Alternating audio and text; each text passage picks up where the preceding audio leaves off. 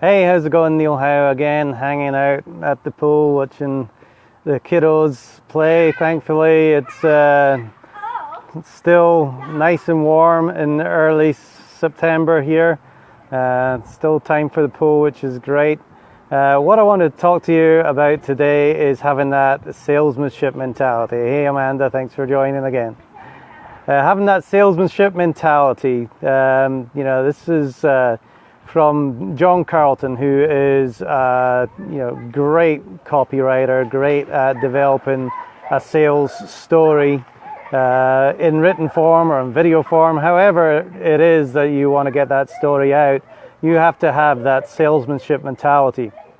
And basically that mentality is, if you have an ethical, good product or service that can genuinely help your prospect, then shame on you if you don't use every tactic and strategy available to you to persuade him to give it a try.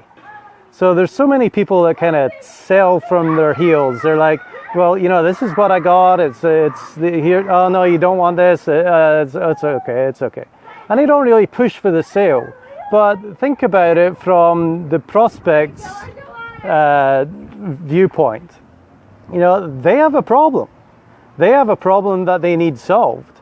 And if you have a quality product or service that's going to solve that problem and it's good value to them, then it's your job to make sure that they go ahead with that sale and make sure that you help them solve their problem. That's what they're looking for. So you need to do everything within your power to make sure that they know about you and what you're doing, and make sure that you're selling.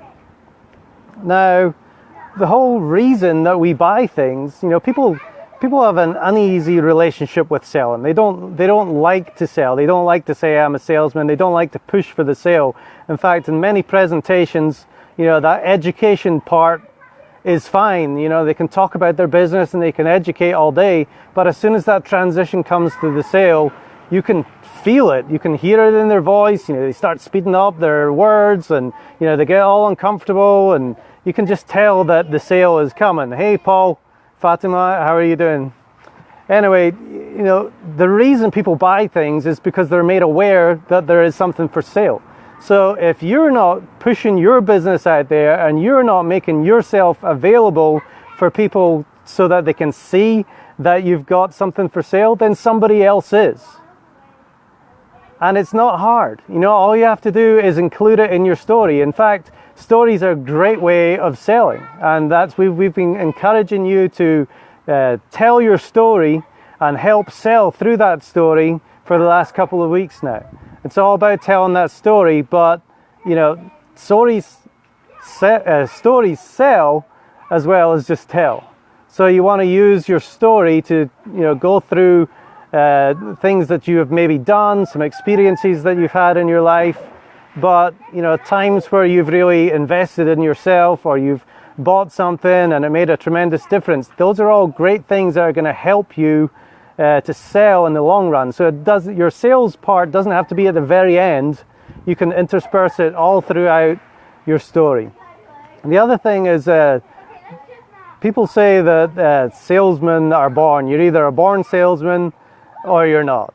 Well, true, some people have more of a gift for selling, but salesmen are created through practice, through experience, through the tools that they have, through the knowledge that they have, by the education that they have.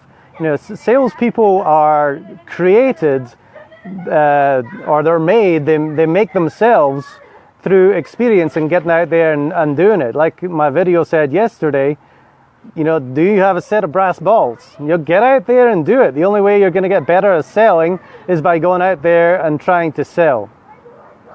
And everybody's selling all the time.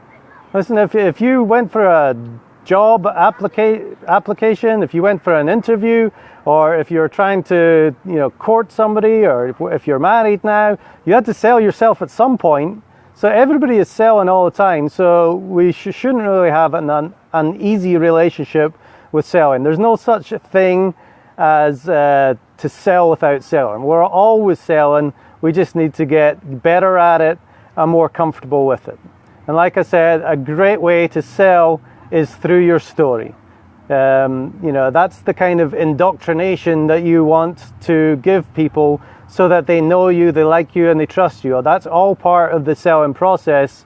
And to get out, yes, court, Amanda, I said court. Remember, ours lasted like, what, 2 weeks or something? You were easy to sell. Anyway,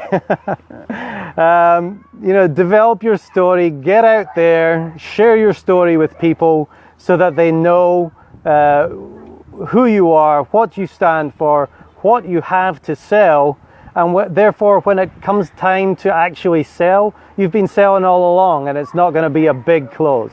So finally, there's always got to be a call to action. It's very easy to get somebody that's on the fence and said, hey, you know, I really like that product or service that you have, but to actually get them off the fence and get them to pull out their credit card and buy something is a lot harder. So you need to work on that salesmanship and having that salesmanship mentality and have the viewpoint that, listen, there's money out there that belongs to you. And you have to go out there and do everything that you can in order for it to end up in your pocket. And if you're not doing that, then, you know, you're taking back something from your prospects that they need. You know, they need you to solve their problems. And if you're not getting yourself out there and selling, then you're not giving to them what they want, and they're not giving you their money in exchange for the value that you bring to them. So that's my message for the day. It's a beautiful Friday afternoon, hanging out at the pool here. My final call to action to you is, you know, get off the fence, go to neilhowe.co, sign up for an authority interview. We'll position you on Business Innovators Radio along with some other great famous people, let you borrow their credibility. People like Dave Ramsey and Jim Cramer, and you know, there's Kevin Harrington is on there, other, you know, great business leaders. So to position yourself with those kinds of people is great for your business. So go to neilhowe.co, fill in a short survey.